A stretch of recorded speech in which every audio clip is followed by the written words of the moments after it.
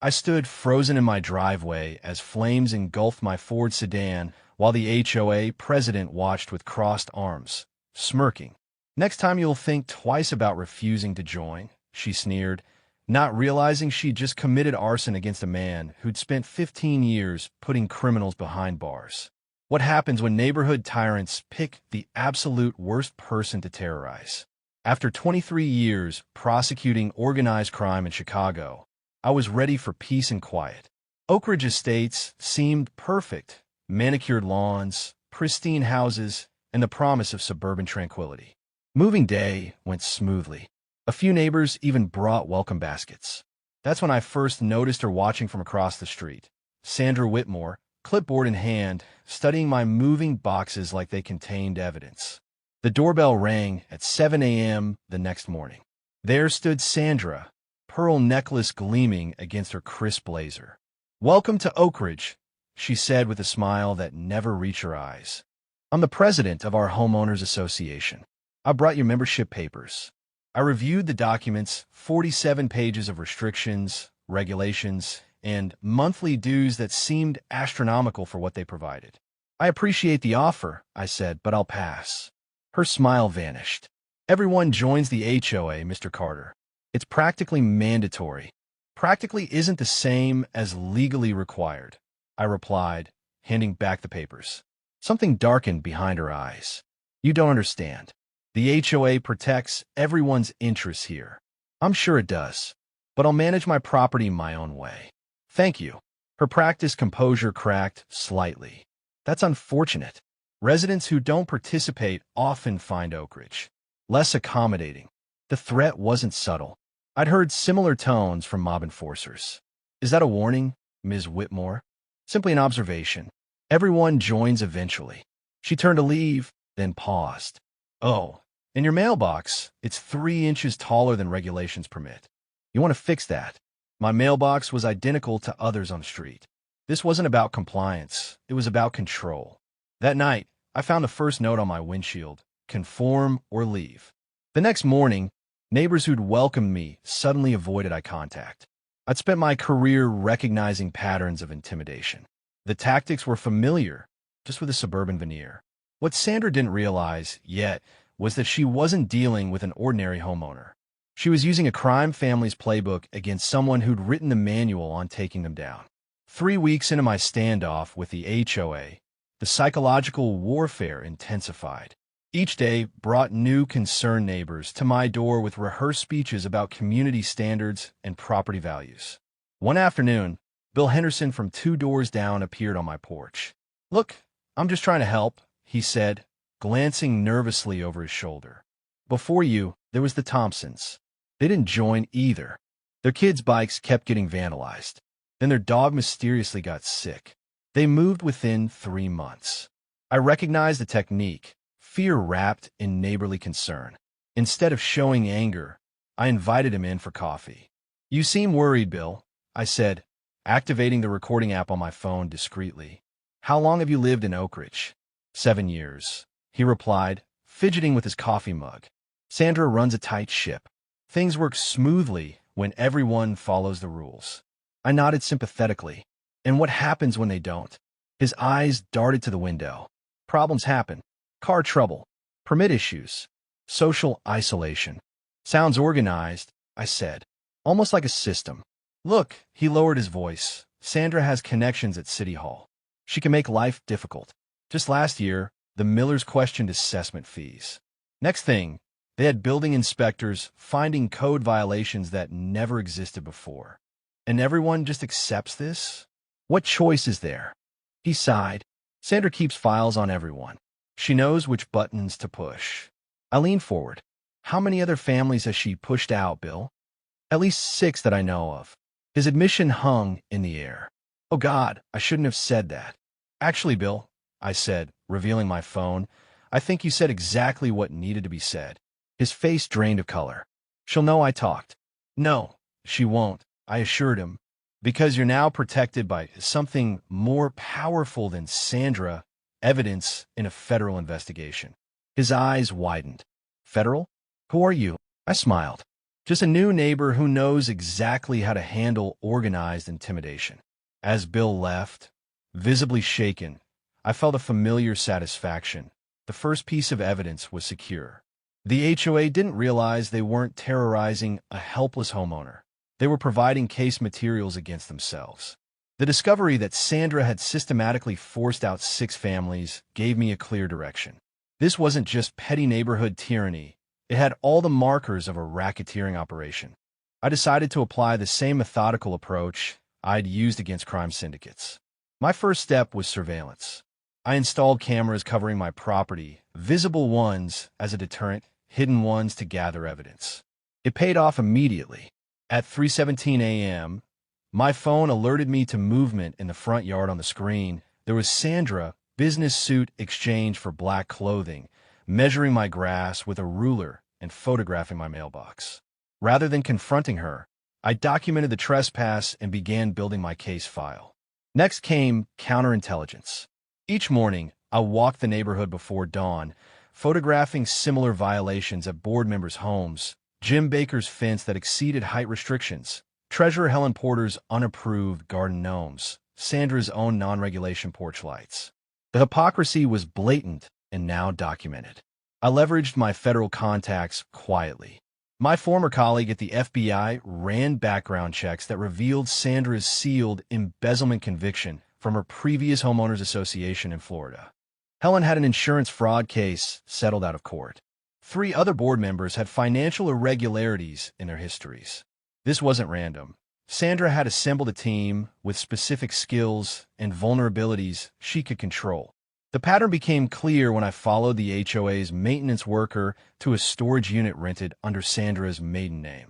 While he was inside, I placed a small tracking device on his vehicle, a technique I'd used countless times on syndicate couriers.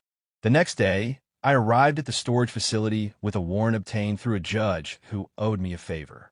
Inside were meticulously organized files on every resident who had ever questioned Sandra's authority, financial information, personal photographs, and detailed pressure strategies tailored to each family's vulnerabilities.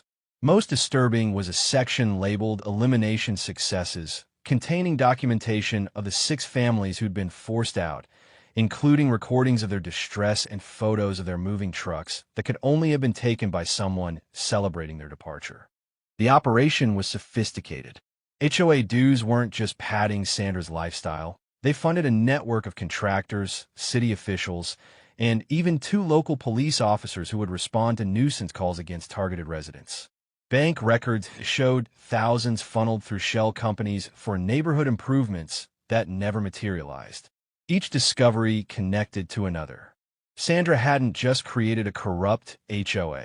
She'd established a perfect microcosm of organized crime hidden behind suburban respectability. The familiar rush of building a case returned, each piece of evidence strengthening the web that would eventually trap her. The turning point came when I intercepted communications between board members discussing their special assessment fund, a slush fund used to pay their enforcement network. In one email, Sandra explicitly instructed Jim to arrange for my water service to be disrupted as a first-level warning. I recognized the pattern immediately. It was identical to how crime families escalated pressure on businesses that wouldn't pay protection money. Start with inconveniences, escalate to property damage, and finally move to violence. Sandra was following the same playbook, but against someone who had spent decades learning to dismantle it. Sandra's campaign against me entered a new phase with precision that would have impressed even the most ruthless crime bosses I prosecuted. My water mysteriously shut off mid-shower. My mail arrived mangled or went missing entirely. 3 times I found dead birds arranged on my welcome mat. Amateur intimidation, but effective in its message. The social isolation cut deeper than the practical inconveniences. Neighbors crossed the street to avoid me. Children were hurried away when I walked past. Invitations to community events stopped arriving. I'd experienced similar tactics from mob families who turned neighborhoods against witnesses, but experiencing it firsthand revealed the true psychological toll. The HOA's monthly newsletter, printed on expensive glossy paper that surely consumed a significant portion of those inflated dues, began featuring a community concerns column that described an unnamed resident whose refusal to participate endangers our community standards. The articles detailed suspicious activity at my address and hinted at potential criminal connections. The irony wasn't lost on me. One morning, I found my garbage cans overturned and contents scattered across my lawn, just as Sandra drove by with the code enforcement officer she kept in her pocket. The $250 citation arrived that afternoon. When I contested it with clear evidence of tampering, the appeal was denied without review. Classic racketeering: create the problem, then profit from the solution. Their mistake was assuming I was fighting alone. 20 years prosecuting organized crime had taught me to build networks of my own.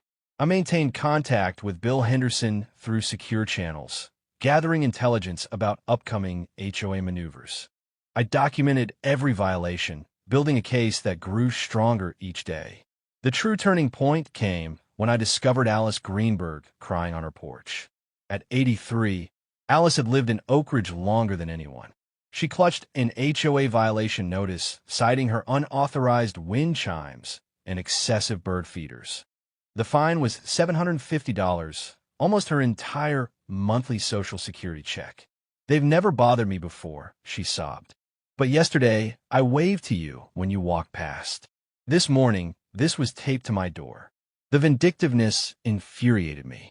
"Alice, has Sandra pressured you before?" "Not until you moved in. Now, she says I need to show community solidarity by avoiding disruptive elements." Alice wiped her eyes. "I've lived here 37 years. My Herald helped build the park they're so proud of. I made a decision. Alice, what if I told you we could stop Sandra permanently? But I'd need your help." Her expression shifted from despair to determination. "That woman has bullied her last neighbor. What do you need?" I showed Alice my evidence file, the surveillance photos, financial records, and pattern of harassment. Her eyes widened. "She's been doing this for years. The Johnsons, the Patels, the Wilsons, all wonderful families who suddenly moved. I always wondered why." Alice became my most valuable ally. Her home, assumed to be safe by Sandra's crew, became our operational headquarters. Other neighbors carefully joined our resistance. The Mendez family, whose landscaping business lost contracts after they questioned assessment increases. Tom Franklin, whose disability accommodation requests were repeatedly denied. The Changs, who faced constant citations after refusing to remove their cultural garden ornaments. We created a shadow network within Oak Ridge, documenting abuses and building a comprehensive case. Small recording devices captured board members making threats. Hidden cameras recorded their enforcers vandalizing property. Most critically, we tracked the money, following every dollar from inflated dues to Sandra's network of corrupt officials. Sandra sensed the resistance forming but couldn't identify its source. Her tactics grew more desperate and more careless. As pressure increased, so did her mistakes. She didn't realize she wasn't fighting just one stubborn homeowner anymore. She was facing a coordinated operation led by someone who had dismantled organizations far more sophisticated than her suburban crime ring. The quarterly HOA meeting was mandatory for all residents, another of Sandra's control mechanisms. The community center buzzed with tension as I took a seat in the back row. Alice nodded discreetly from across the room, our hidden recording devices activated. Sandra dominated the meeting with practiced authority, detailing new security measures that conveniently required a special assessment of $500 per household. When the financial report showed a $43,000 surplus, Sandra quickly glossed over it. My moment had arrived. "I'd like to ask about line item 6 on page 3, I said, standing. The room fell silent.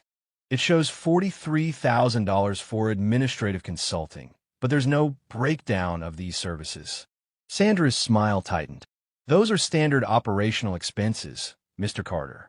If you joined the HOA, you'd receive the detailed reports.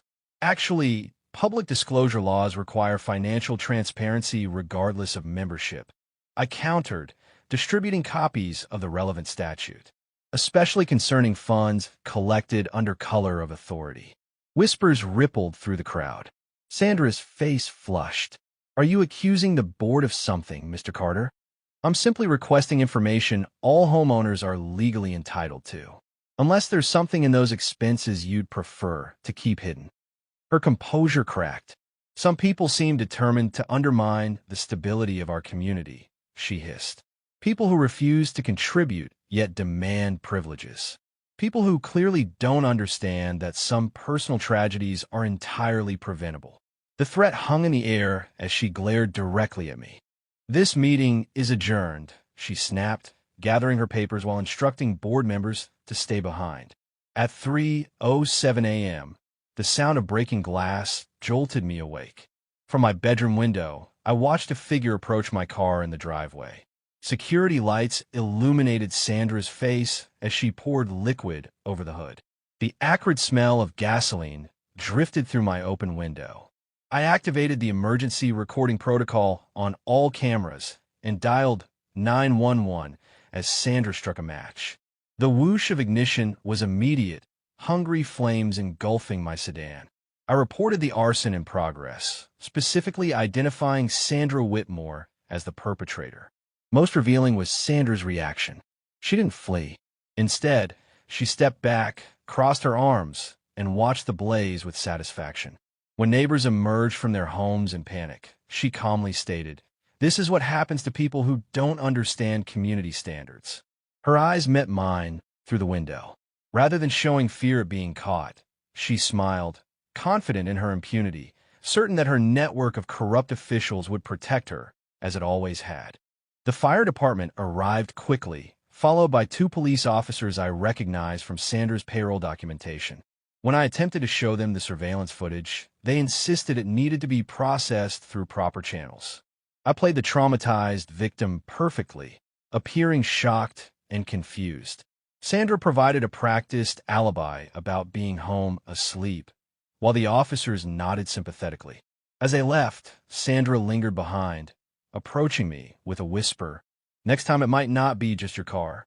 Some accidents happen inside homes."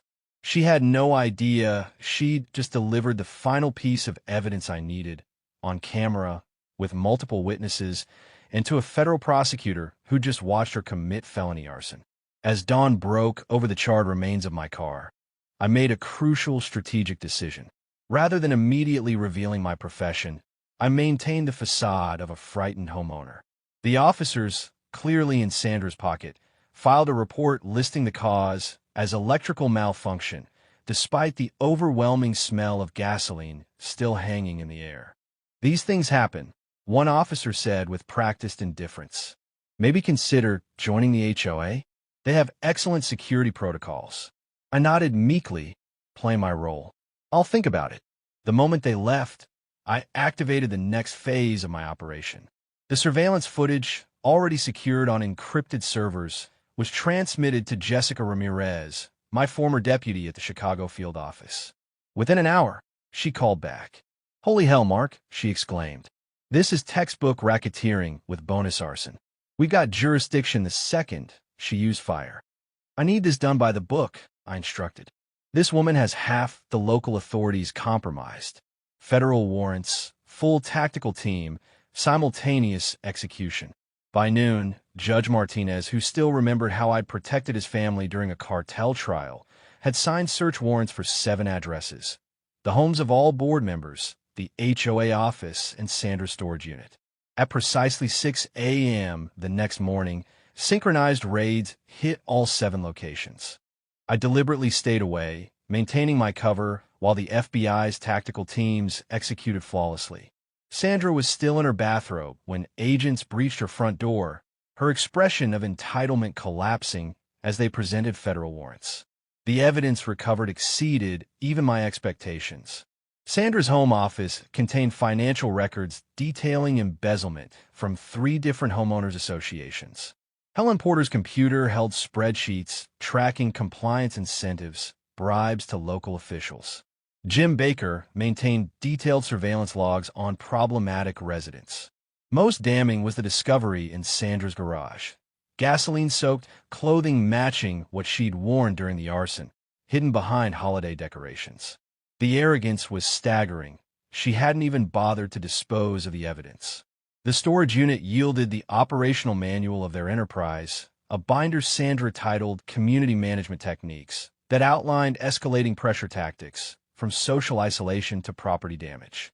It included profiles of every resident who had ever opposed her, complete with their vulnerabilities and pressure points. I waited until all evidence was secured before making my entrance. As FBI agents escorted Sandra from her home in handcuffs, I stepped from my unmarked federal vehicle, badge visible on my belt. Federal Prosecutor Mark Carter. I introduced myself formally. Organized Crime Division. The shock on Sandra's face was everything I'd hoped for. The dawning horror as she realized she'd targeted not just any homeowner, but someone with the exact expertise to dismantle her operation. "This is absurd," she sputtered. "I'm the victim here." This man refused to comply with community standards. Community standards don't typically include arson, extortion, mail fraud, and racketeering, I replied calmly. But we've documented at least 37 federal violations so far. Her composure completely shattered. "Do you know who I am? I have connections. This neighborhood needs me." "What this neighborhood needs is justice," I said, loud enough for gathering neighbors to hear.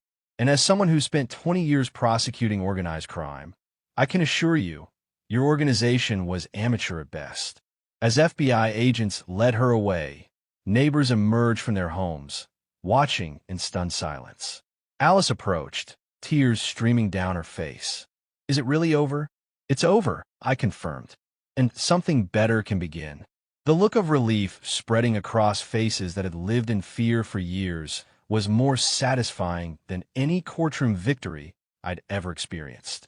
Federal courtrooms have a way of diminishing even the most imposing figures. Sandra Whitmore, stripped of her designer clothes and forced into standard-issue attire, looked smaller than I remembered. The 7 defendants sat in a row, the entire HOA board now united in mutual suspicion rather than community control. The prosecution was handled by Jessica Ramirez, allowing me to sit as a witness rather than prosecutor. She began methodically, establishing the pattern of racketeering that had terrorized Oak Ridge Estates for years. "The United States will prove that these defendants operated a criminal enterprise disguised as a homeowners association," she declared. "They used intimidation, fraud, and violence to extort money and compliance from their neighbors." The evidence was overwhelming. Financial audits revealed over $1.2 million in misappropriated funds across 5 years. Forensic accountants traced money flowing from HOA accounts to offshore shells and back to the defendants' personal finances.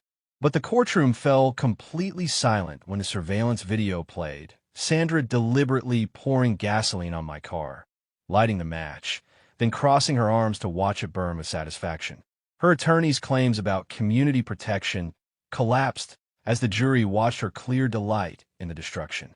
Former residents who had been driven out returned to testify. The Patels described threatening notes with racial slurs. The Wilsons recounted how their children were systematically excluded from community events. The Johnsons explained how their business mysteriously lost clients after they questioned assessment increases. Sandra's defense strategy imploded when her co-defendants began turning against each other. Treasurer Helen Porter was the first to break, offering testimony for leniency. Sandra called it applying appropriate pressure, she testified.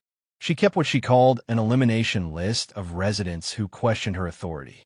The goal was always to force them out and replace them with compliant neighbors. The bombshell came when Helen revealed Sandra's special notebook, a meticulous record of successful removals, with photographs of moving trucks and calculations of the profits generated when properties were sold under duress. Sandra's attorney attempted a desperate defense. "My client was simply enforcing community standards that everyone agreed to." "Did everyone agree to arson, Ms. Whitmore?" Jessica countered. "Did they agree to harassment, intimidation, and fraud?" When I took the stand, Sandra couldn't maintain eye contact. I methodically outlined how her operation mirrored organized crime tactics I'd prosecuted for decades, the same patterns of territory control, intimidation, and financial exploitation. In 23 years prosecuting criminal enterprises, I concluded, I've never seen one hide so effectively behind respectability while terrorizing an entire community. Judge Eleanor Maxwell, herself a former victim of HOA overreach, delivered the verdict with unmistakable satisfaction. The court finds all defendants guilty on all counts. Her sentencing speech became infamous in legal circles. You corrupted the very concept of community, she told Sandra. You weaponized neighbors against each other for personal profit. You didn't just violate federal law. You violated the trust and safety of those who simply wanted a peaceful place to live. Sandra received 15 years for racketeering, with additional consecutive sentences for arson, mail fraud, and obstruction of justice. The other board members received sentences ranging from 5 to 12 years. The most powerful moment came when Sandra was led away in handcuffs, finally understanding that her reign of suburban terror had ended. As she passed me, she whispered, "I should have checked who you were before burning your car." "Yes," I replied quietly. "You really should have." The courtroom erupted in applause as the defendants disappeared through the door leading to the federal detention center. A community finally united in relief rather than fear. The first neighborhood meeting after Sandra's conviction was held on my front lawn. No formal invitations, no mandatory attendance, no threats, just neighbors gathering by choice for the first time in years. "I don't even know half of you," Alice observed, looking around at the faces. Sandra kept us so isolated from each other. That simple observation became our starting point. We introduced ourselves properly, not as addresses or assessment values, but as people with names, stories, and shared hopes for our community. The transformation was immediate and profound. The Mendez family volunteered their landscaping skills to help elderly residents maintain their yards. The Changs taught traditional cooking classes in their now unrestricted cultural garden. Children played freely between houses without fear of violation notices. We dismantled the HOA structure entirely, replacing it with a simple voluntary community covenant based on mutual respect rather than control. The intimidating rule book, 73 pages of restrictions under Sandra's regime, was ceremoniously recycled and replaced with a single page of reasonable guidelines. The most symbolic change came when we removed the pretentious Oak Ridge Estates monument sign, Sandra's prideful marker of exclusive territory, and replaced it with a community garden where neighbors could grow food together. We planted the first seedlings exactly where Sandra used to stand to survey her domain. Recovery wasn't instant. Years of enforced suspicion had created deep wounds. Some residents still flinched when neighbors approached their property. Others hesitated before making even minor changes to their homes, the ingrained fear of retribution lingering like a ghost. Healing came through practical action. We established a restitution program using seized HOA assets, returning thousands in fraudulent fines to affected residents. Most satisfying was helping Mrs. Gonzalez recover her home. She'd been forced to sell under duress when Sandra targeted her for displaying a cultural flag. Former enemies became allies in rebuilding trust. Tom Franklin, who'd once reported neighbors under Sandra's orders, now coordinated a neighborhood watch program based on mutual protection rather than surveillance. Helen Porter, following her reduced sentence, sent a handwritten apology to every household. The most profound transformation was invisible, the disappearance of fear. Neighbors who had lived defensively for years gradually lowered their guards. Conversations happened spontaneously across property lines. Children formed friendships based on proximity rather than parental alliances. 1 year after Sandra's conviction, we held our first official neighborhood celebration. Looking around at laughing families sharing food across picnic tables where unauthorized gatherings had once been punished, I realized we hadn't just removed a criminal enterprise. We'd rediscovered what community actually meant. Alice summed it up perfectly. For years, we lived next to each other. Now, we finally live with each other. What happened in Oak Ridge Estates didn't stay in Oak Ridge Estates. As news of Sandra's conviction spread, My office received calls from homeowners across the country describing identical patterns of intimidation and corruption in their communities. It's like they're following the same playbook, one caller from Arizona explained. Our HOA president uses the exact same tactics Sandra did: selective enforcement, social isolation, mysterious property damage. The similarities were too striking to ignore. Working with the FBI's white-collar crime division, we launched a nationwide investigation that uncovered a disturbing pattern. Former associates of Sandra's had established similar operations in communities across 12 states. Local news coverage of our case inspired homeowners to examine their own HOA finances. In California, residents discovered their board had embezzled over $4 million through fraudulent maintenance contracts. In Florida, an HOA president was found to be selling homes seized through manipulated foreclosures. Each case followed Sandra's methodology with slight regional variations. Congressional hearings were convened as the scale of the problem became apparent. I testified alongside Oak Ridge residents, presenting evidence that these weren't isolated incidents, but a systematic exploitation of HOA legal structures. These organizations operate with minimal oversight despite controlling assets worth billions, I explained to the committee. They wield quasi-governmental powers without governmental accountability. The hearings led to the Neighborhood Protection Act, establishing federal oversight of HOA finances and operations. The legislation created clear pathways for residents to challenge abusive practices without fear of retaliation. Sandra's case became required study at the FBI Academy as a textbook example of how organized crime adapts to exploit legitimate structures. Crime syndicates had moved beyond traditional territories into the perfectly legal framework of community governance. Most meaningful were the letters I received from homeowners who found the courage to challenge corrupt boards after hearing our story. A group in Seattle successfully removed their entire board after documenting similar abuses. A retirement community in Florida recovered nearly $300,000 in misappropriated funds. Each letter represented not just financial recovery, but reclaimed dignity. People who had been made to feel powerless in their own homes, finding strength in solidarity and legal action. The legislative analyst who tracked the impact of our case put it best. What happened in Oak Ridge wasn't just about one corrupt HOA. It exposed how vulnerable our communities are to organized exploitation. But it also showed that when neighbors stand together, even the most entrenched corruption can be defeated. The greatest vindication came when former HOA victims nationwide began running for local office, transforming governance from the ground up with transparency and genuine community service. Sometimes justice arrives in unexpected ways. Sandra wanted to make an example of me. Instead, she became the cautionary tale. Standing up to tyranny, whether in courtrooms or cul-de-sacs, is always worth the fight, especially when you have the perfect evidence to extinguish their flames for good.